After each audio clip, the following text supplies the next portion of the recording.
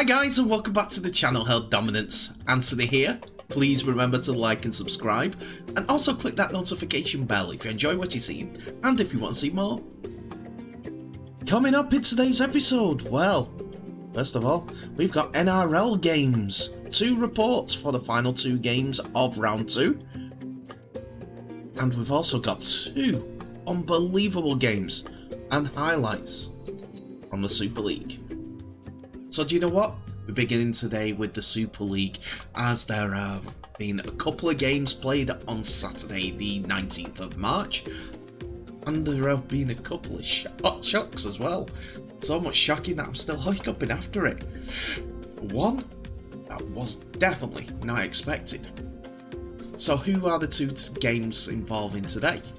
Well, first of all, we have Wakefield Trinity versus Warrington Wolves at the Hallowell-Jones Stadium, which was shown on Channel 4.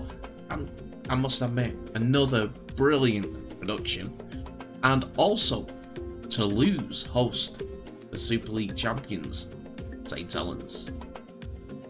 And the first game that we're going to look at is the Warrington Wolves versus Wakefield Trinity, as these 2 teams have been lacking in wins at the moment, and both teams either have performances in them that have yet to be shown, like in Warrington's case, and Wakefield, who have nothing to lose in this type of arena, especially when this game is going to be repeated next week in the Challenge Cup. So, where are they in the league, these 2 teams? Well, Warrington have 3 wins from their 5 games so far, so they're about 6th place, while Trinity have had 1 win from their 5 games, and are just above the likes of Leeds Rhinos and Castleford Tigers, as well as bottom place Toulouse, so are right amongst the bottom places. Wakefield's only win so far has come up against Toulouse in the rankings, and what they did for this team was not change anything in the backs or the front row or in the supporting forwards, so there's no changes in the 13, as Max Jowett continues to miss out and Morgan Escarade deputises on his 2-week loan. On the bench, the only difference that we see is the one that James Batchelor is on the bench instead of Harry Bowes, who misses out of the game.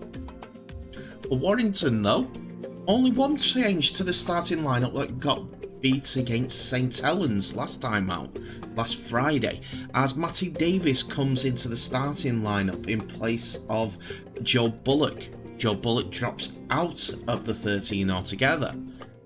On the bench, we see Danny Walker move into Darryl Clark's position, as Darryl Clark drops out of the starting lineup and the 17 due to injury. Josh Thulis continues as the deputy for Josh Charnley as he completes the 2-match ban. But on the bench, we see Ellis Longstaff a return, as well as Rob Butler, alongside Joe Philbin and Jason Clark. The game starts early in the first half, and Matty Ashton sees a gap in the Wakefield defence and just steams through it from inside his own 30-metre line to score the opening try of the game, which Stephen Ratchford converts for a 6-0 lead to Warrington. Wakefield come roaring back as Kalepi Tanganoa is going into the line, but his arm is free and finds Liam Hood, who charges at the line and has enough strength to reach over and dot the ball down, giving a 6 points to all scoreline as Mason Lino adds the extras. After Gareth Widdup is held up close towards the line in the next attack, the ball goes to George Williams, who dinks a little grubber in for Matt King to score his 4th pointer. At this point, it's 12 points to 12 points all now, due to Mason Lino adding conversions and Stephen Ratchford, but Matty Crowther bundles over for a great try after the video referee gives the decision. Great forwards knock for Matty Crowther, who scored the try, not Matty Ashurst. But it's now Wakefield who are on the attack as they go through the hands, and Ashurst finds the ball to Tom Johnson, who steps inside, and on support is Corey Hall, the former Leeds youngster, scores to make it 16 points to 12. And Mason Lino adds the 2 again, for at 18 points to 12. Ratchford enters the fray and starts putting some passes together for Warrington on the very next attempt up the field. And Warrington go through the set play as Walker finds Philbin, who hands back to Walker to score just left of the posts for an 18 points to 18 scoreline, as Ratchford again adds the extras. It's a seesawing game, and Wakefield are actually giving as good as they get. So we're going to the second half, and it's Wakefield on the attack deep in Warrington territory, 20 metres out. After the first sighter goes in by Crowther, it's in the hands of Liam Hood, who goes left to Mason Lino, not the best pass, to Miller, with Matty Ashurst getting his try. And adding the extras was Mason Lino. At this point, Stephen Ratchford was injured in that incident, but Warrington come back and they're attacking the Sunlight side, and a good kick by George Williams is fielded and played on by Warrington, and the ball goes out wide to Josh Thulis, who scores in the right hand corner. The referee video ref gives it. The kick is missed, unfortunately, so it's 24 points to 20. Miller and Lino are starting to pull the strings, and Lino steps off his right foot to score near the post after a fantastic swan dive. And this means that the momentum is all with Wakefield, as they cannot cope with their go forward. Tanganoa causing issues, Mason Lino running the line, but Morgan Escaray stepping through the non-existent Warrington defence to score under the posts. Seals the game for the Yorkshire club, and that try seals it for Wakefield, 22 points to 38, and the 2 points are going to Yorkshire. So now we go on to last week's opponents for Wakefield and Warrington, Toulouse versus St Helens, as St Helens make their first trip to the south of France of the season. Toulouse are bottom of the league, unfortunately, without a win so far, while St Helens are looking to go unbeaten again for the 6th time this season. So, clearly with the league table, Saints on 10 points, Toulouse on 0. Saints are the overall favourites for the game, as they both take to the field. Now, who have both sides got in their teams? So the away team, St Helens, have Conrad Burrell coming into the side for Will Apoate, while the changes into the forward pack are Ignatius Passy starts in place of the suspended Sione Matautia. Curtis Sirenen comes onto the pitch instead of Joe Batchelor, who misses out as well. As we see James Roby drop from the starting lineup for Joey Lussick, but Roby makes his place on the bench. Alex Walmsley is also left at home, while Louis McCarthy Scarsbrook comes into the starting lineup. On the bench, we see Kyle Amor join James Roby, as well as 2 youngsters, Jake Wingfield and Dan Norman, on the bench.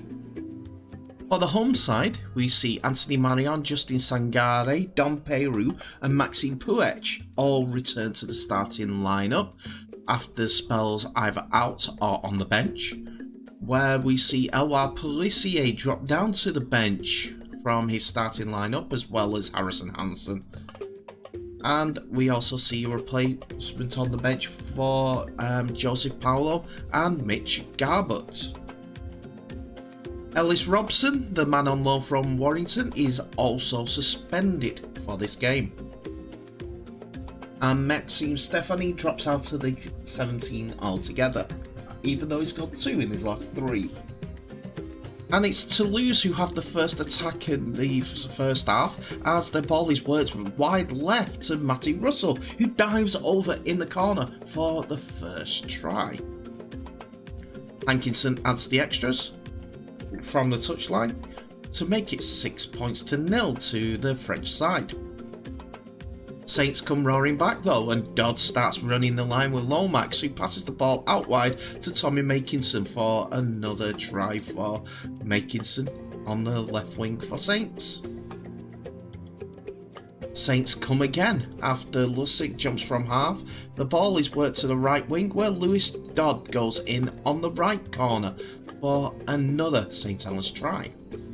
The French side are not deterred though, as Tony Gigot grubbers in to the halves, and it's Dominique Perrault who scores the French side's second try of the game.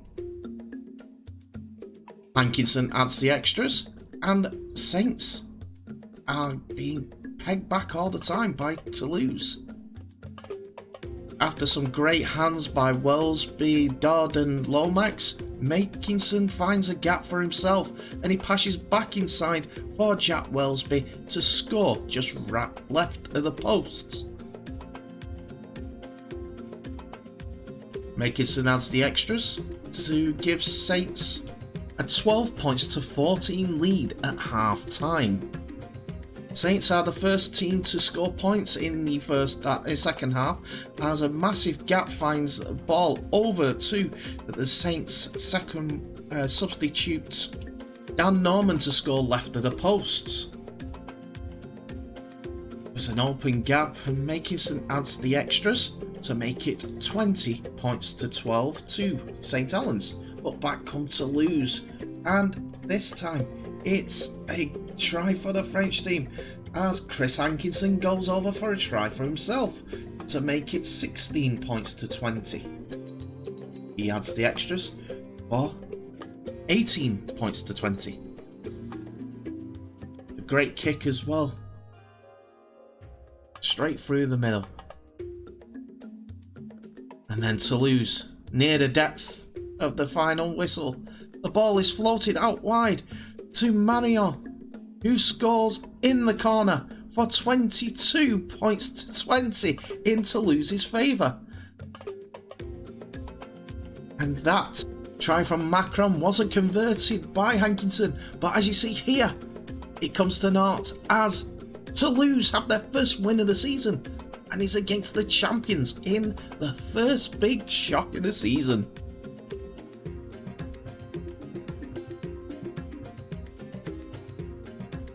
And we're going to the NRL now, as we look at Newcastle Knights versus the West Tigers in what was the first game of the 20th of March 2022, the Sunday game. Adam O'Brien has hailed Newcastle's 26 points to 4 victory over West Tigers as the best show of culture he has seen at the club after several players starred without training during the week. The Knights were forced to deal with an injury-ridden start to the season this NRL season, with Kalen Ponga, David Clemmer and David Safiti all missing from the match. Mitchell Barnett, Kurt Mann and Lachlan Fitzgibbon were among those not to train after the win over the Sydney Roosters, while the latter also picked up a knee injury during the first half of the game. It mattered little as the Knights went the first 75 minutes against the poor Tigers outfit without conceding a try, while dominating the middle to go first in the NRL ladder. Jake Clifford got the try scoring up and running as he scored in the 4th minute after the ball was thrown from the left inside the 10-metre line of the Tigers to the right of the posts, where Clifford bundled over for the try.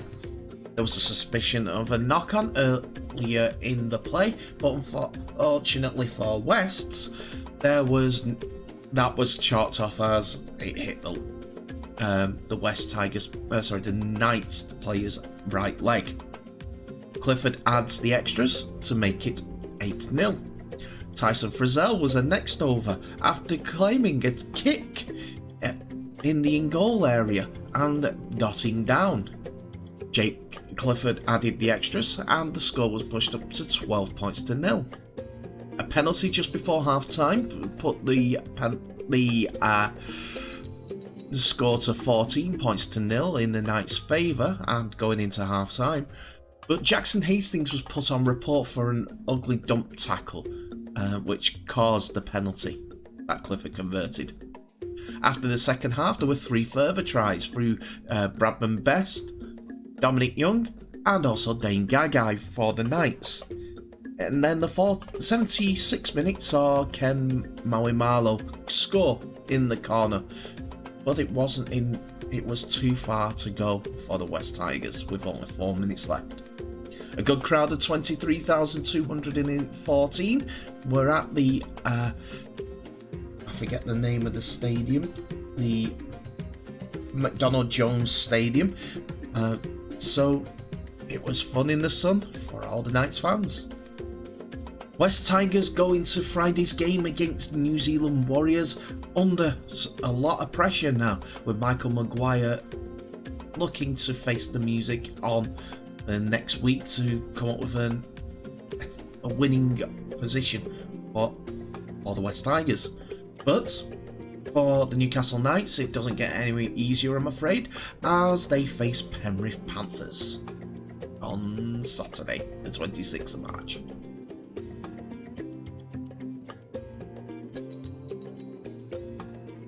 And we get to our final game of the weekend in the NRL, as there's one more left in Super League, and I'll cover that tomorrow, as the Canterbury Bulldogs face the Brisbane Broncos at Accor Stadium. The two sides have come into the game with a win apiece in their opening games, and are looking to continue the momentum that was brought onto both of them, now that players like Adam Reynolds was back into the side for the Brisbane Broncos, and the Bulldogs were getting some of their top players working, like Josh Adokar, who was already showing that he was a leader through a couple of social media clips recently. And well, let's see how the game went on. So the Broncos last started an NRL season with 2 straight wins was in 2020, and they ended up with a wooden spoon in that game.